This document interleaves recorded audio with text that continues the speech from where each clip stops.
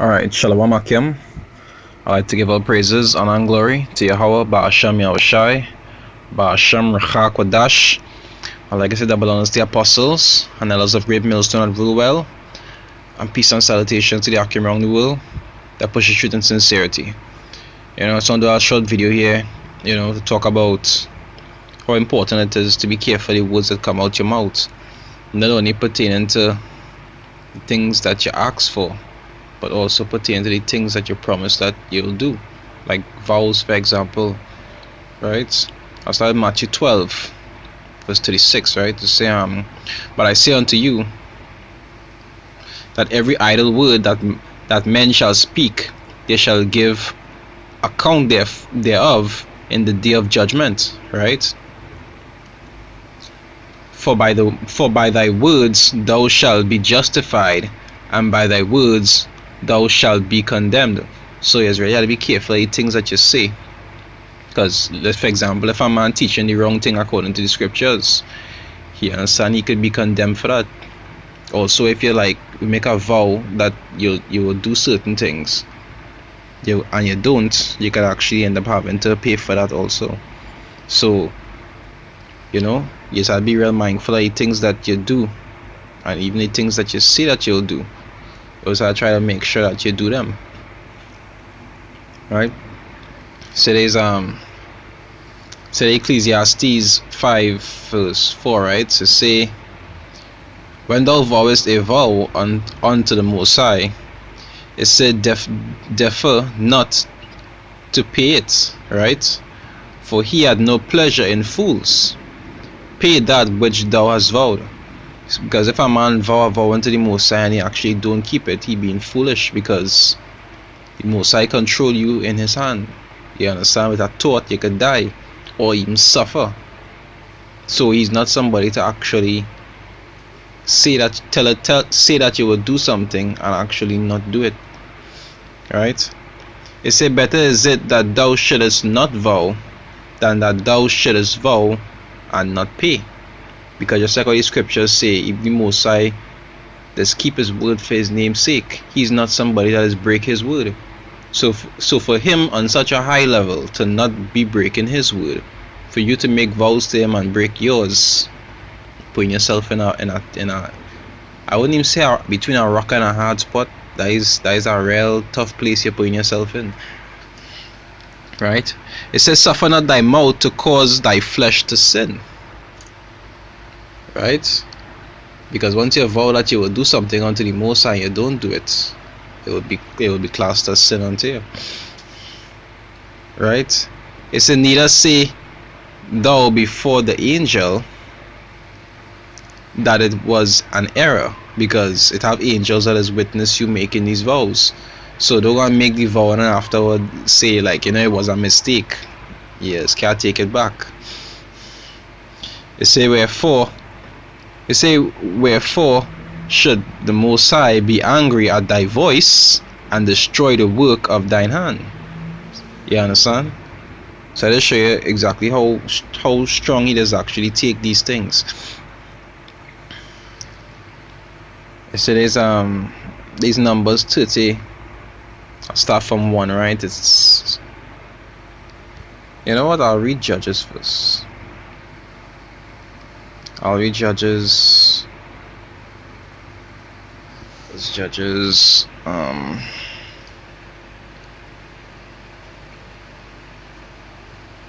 Which one it is, babe?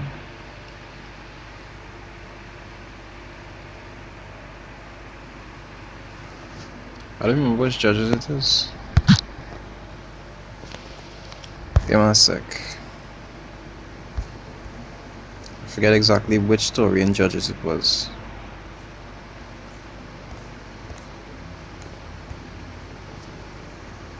It's Judges 11:30, right? And there's something 30.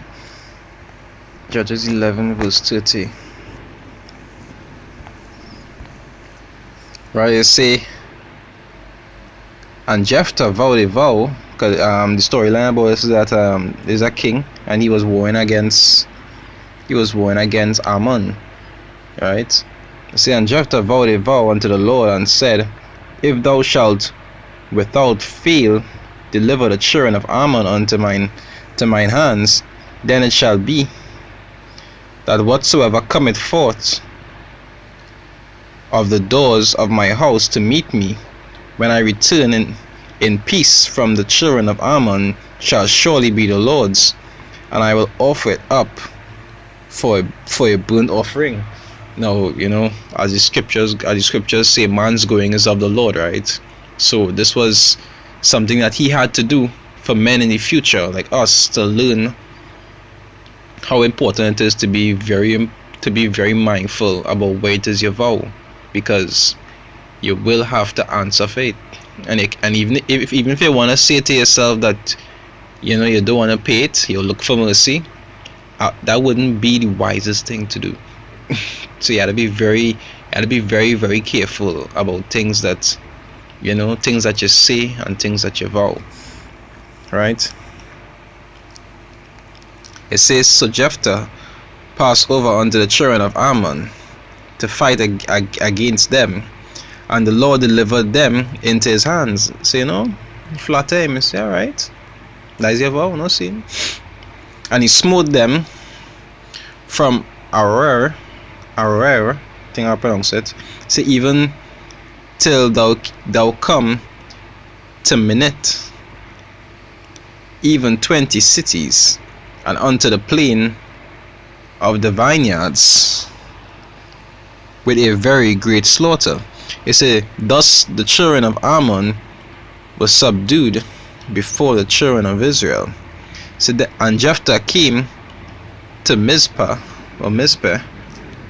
unto his house, and behold, his daughter came out to meet him with timbrels and with dancing, and she was his only child. Beside her he had neither son nor daughter. So you see, he learned a very good lesson. So the scriptures say, be careful what you ask for. You understand? Because sometimes the truth does be something like like Wishmaster. The slogan for that movie is, be careful what you ask for, because when you get it, you mightn't like it. So it's ready how to be mindful, right? It said, and it came to pass, when he saw her, that he rent his clothes, and said, alas, my daughter, thou hast brought me very low, and thou art one of them that trouble me, for I have opened my mouth, right, unto the Lord, and I cannot go back. And if you read the rest of the story, you'll see he ended up having to sacrifice she, right, because that was the vow he did make. But he learned a very good lesson that day. And just how the scriptures say, whatso was written aforetime, I'll read it. 15 verse 4. It say, Romans 15 verse 4, it say, for whatsoever thing were written aforetime were written for our learning, that we through patience and comfort of the scriptures might have hope. So these things were written for us to actually learn from. When you see a man make an error in the scriptures, that is for you to read and learn from his error, so you wouldn't have to repeat what he did. Just like with David, when David put him on up to die and take his wife, he got punished for that. You understand?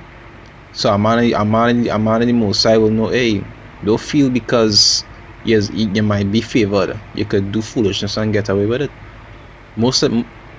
All the stories in the scriptures have something to learn from. Right? I'll read Numbers now. I want Numbers 30. I'll read Numbers 30 verse 1, right? To say, and Moses spake unto the heads of the tribes concerning the children of Israel, saying, this is the thing which the Lord had commanded, right? So this was an actual commandment. There's not something that was like when you feel to do it, you don't feel to do it. This is our law, right? You say, if a man vow a vow unto the Lord, or swear an oath to bind his soul with a bond, he shall not break his word. He shall do according to all that proceeded out of his mouth. So you have to be real careful of these things. If you know to yourself that you're not good at keeping vows or even remember them, best you don't make them. because you will have to pay the penalty for them when they do, when that time does come. You understand? Even like with marriage, for example. You understand? When a man declare wife to the Most High, that is like a vow you're making. So you can't just break that off. You or her can't just break that off just so, without just reasons. And a woman had to come good to have a just reason to leave she husband and go with her next man, which is none that I could think of. But even for a man, these things are things you have to think very hard about, because it would be required of you when the time is due, right? Anyway, I have some short precepts on vows. Hope it was edifying to any brother that listened to it. With that, I'd like to give all praises, honor, and glory to Yahweh Ba'asham Yahushai, Ba'asham Rachak Wadash. I'd like to say double honors to the apostles and elders of Great Millstone of Real Well, and peace and salutation to the Akim around the world that pushes truth and sincerity. And the one or two Akwat that actually follow also. Shalom.